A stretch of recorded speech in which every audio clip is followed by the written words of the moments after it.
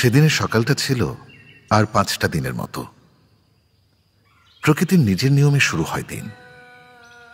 রাশেদ নামাজ পড়ে কোরআন তেলাওয়াত করতে বসে। রাশেদের স্ত্রী হেনা গর্ভবতী। ওর হঠাৎ খেয়াল হলো ঘরে পানি নেই। ছেলে মেয়েদের ঘুম থেকে তুলে কুয়ার পাড়ে অজু করতে পাঠায় আর পানি আনতে বলে। রাশেদ হেনার ছেলেমেয়েরা কুয়ার পাড়ে যায়।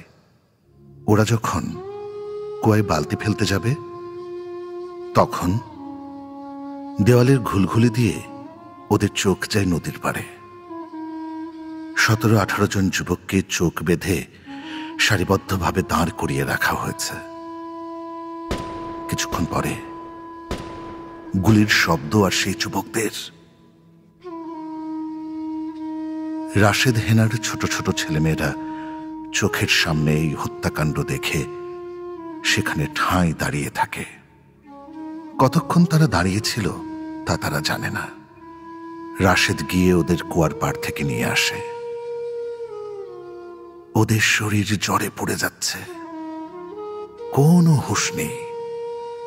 একদম ছোটটা শুধু বিড়বিড় করে বলে, গুলি গুলি গুলি, মরে গেল মরে গেল মরে গেল। দুপুর নাগাদ রাশেদ হেনার বাড়ি পাকিস্তানি সেনারা ঘিরে ফেলে। ধরে নিয়ে যায় রাশেদকে। ছেলেমেয়েরা ফ্যাল ফ্যাল করে বাবার দিকে তাকিয়ে থাকে। দিন গড়িয়ে তখন বিকেল। নদীর পাড়ে রাশেদের স্ত্রী হেনা তার ছেলে মেয়েদের নিয়ে বসে আছে। তাকে ঘিরে আছে পাকিস্তানি সেনারা। হেনার একটাই দাবি, হয় তার স্বামীকে ফিরিয়ে দিতে হবে অথবা তাদের মেরে ফেলতে হবে। বিকেলের আলো ধীরে ধীরে ম্লান হতে শুরু করেছে। রাশেদকে দূরে দেখা যাচ্ছে, হাত পা ছড়িয়ে শুয়ে আছে।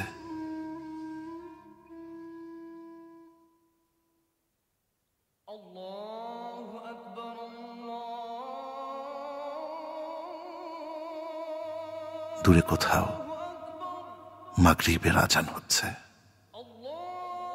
আর হেনা এখনো নদীর পাড়ে বসে আছে ছেলে মেয়েদের নিয়ে। স্বামী অথবা মৃত্যুর অপেক্ষায়।